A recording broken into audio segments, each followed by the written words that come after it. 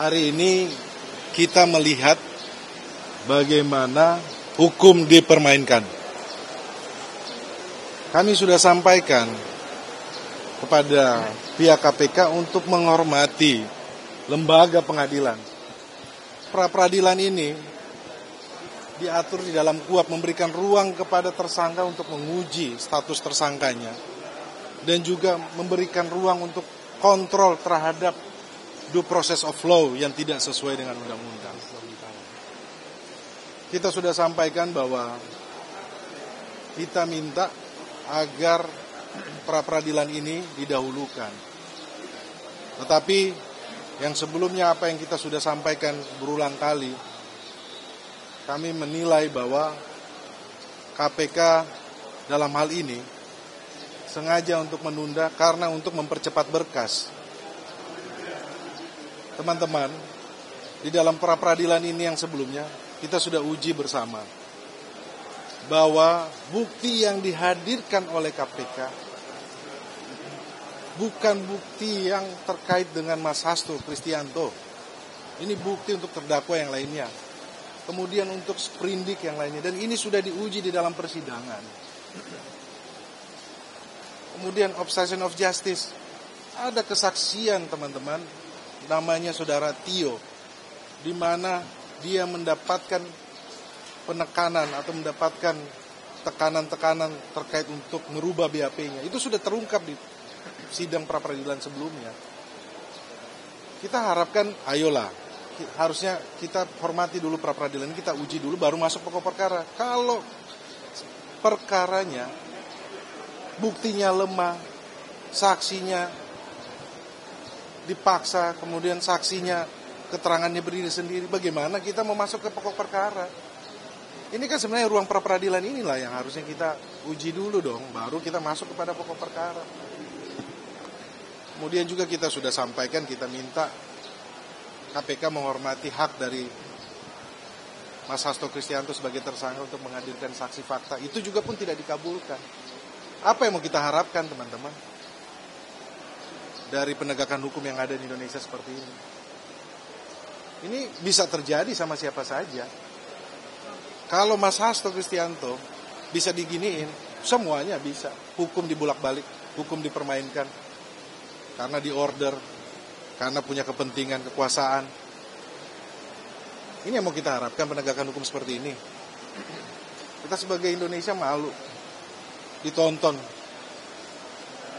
oleh jutaan mata yang ada di Indonesia dan maupun di luar negeri menilai penegakan hukum kita model seperti ini.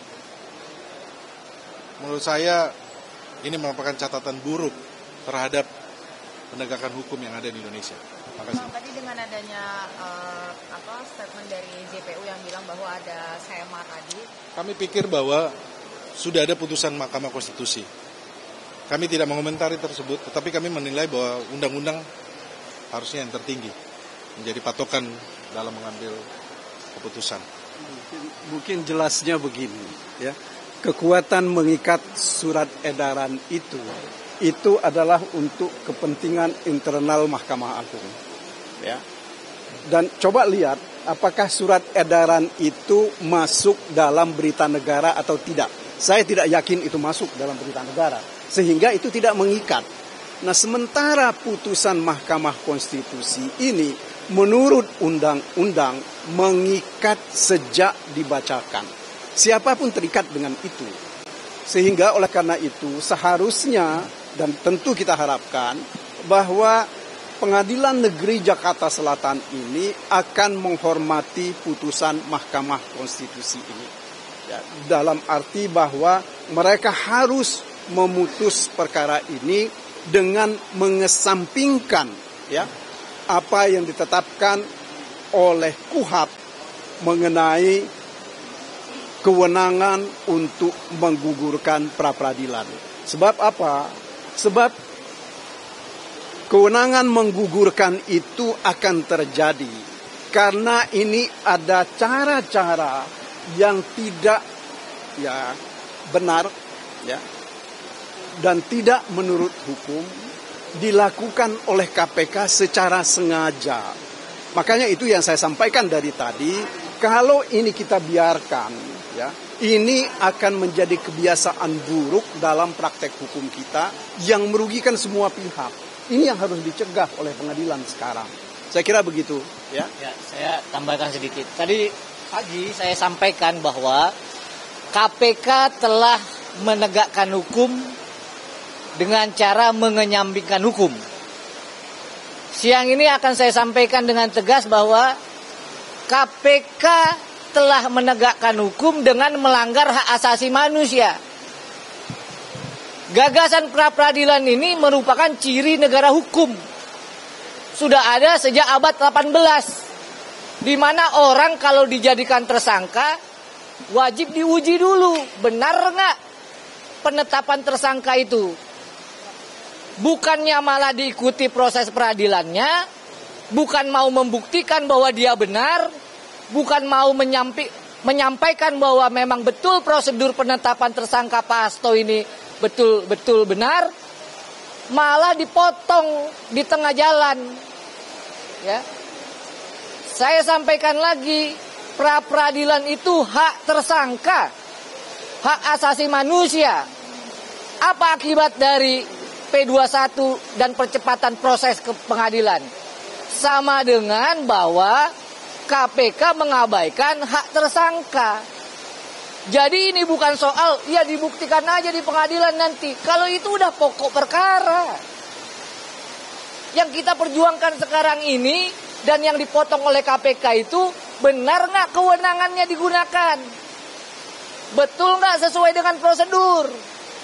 Apakah ada alat bukti permulaan? Ini yang diuji di pra-peradilan.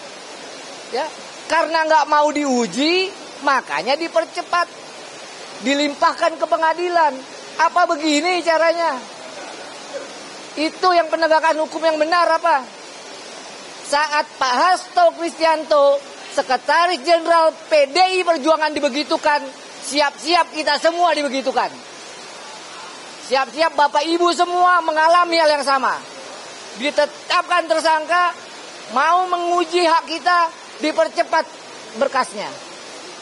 Ya. Jadi sekali lagi yang pertama KPK telah mau menegakkan hukum dengan mengenyampingkan hukum. Yang kedua KPK mau menegakkan hukum dengan memberangus hak asasi manusia, hak tersangka. Itu yang saya mau sampaikan. Terima kasih. Oke, saya tambahkan ya. Begini ya teman-teman ya. Pertama-tama kita itu semakin yakin bahwa proses penetapan tersangka ini adalah pemindahan yang dipaksakan. Gitu. Kenapa kita katakan sebagai pemindahan yang dipaksakan? Ini buktinya bahwa pra-peradilan itu tidak dipertimbangkan. Pada saat ini kita melihat bahwa ada kekhawatiran dari KPK untuk bisa berdiskusi, beradu argumentasi. Apakah memang hak-hak seorang tersangka itu bisa diuji atau memang bisa dibuktikan bahwa prosedurnya itu sudah sesuai dengan prinsip-prinsip hukum. Itu paling penting sebenarnya. Karena sebagai dikatakan oleh Patra tadi gitu kan, prinsip dari adanya pra-peradilan ini adalah habeas untuk menguji apakah secara prosedural mendapatkan alat bukti itu sudah benar, relevan, dan itu bisa menjadi alat bukti. Itu paling penting sebenarnya gitu kan. Dan itu merupakan sebagai fungsi-fungsi kontrol. Pemidanaan bukan untuk menghukum seseorang individu, bukan. Tetapi bagaimana memastikan hukum itu bisa berjalan dengan sebagaimana mestinya. Ini konstitusi ya. Nah, oleh sebab itu makanya pada saat ini apabila pada saat ini bahwa ada kekhawatiran untuk bisa berargumentasi di pengadilan menguji terkait dengan prosedural, artinya di situ memang terbukti adanya dugaan pidana yang dipaksakan. Karena apa? Karena proses dari penetapan tersangka dan kemudian ditahan dan kemudian setelah itu dilimpahkan itu sangat cepat sekali. Nah, oleh sebab itu makanya apa alasan kekhawatiran dari pihak termohon sehingga ini dipercepat? Dan sebenarnya ya pada saat ini hakim bisa memutuskan bahwa persidangan itu tidak mesti 7 hari. 7 hari itu adalah paling lama, bukan paling singkat. Berdasarkan pasal 82C. Ya artinya kalau bisa kayak gitu 3 hari pun ini bisa dilakukan gitu kan. Dan itu diputuskan terkait dengan ini gitu kan. Apabila memang ada itikat untuk menyelesaikan ini dan berargumentasi secara argumentatif bahwa prosedural untuk mendapatkan alat bukti dalam artian bewis puring itu bisa dipenuhi oleh KPK sebagai aparat penhukum untuk menetapkan seseorang menjadi seorang tersangka. Lah itu dikatakan sebagai hak-hak tersangka. Dan inilah dikatakan sebagai prinsip-prinsip fair trial sebagaimana dalam konsep-konsep hak asasi manusia. Itu kira-kira teman-teman. Terima kasih.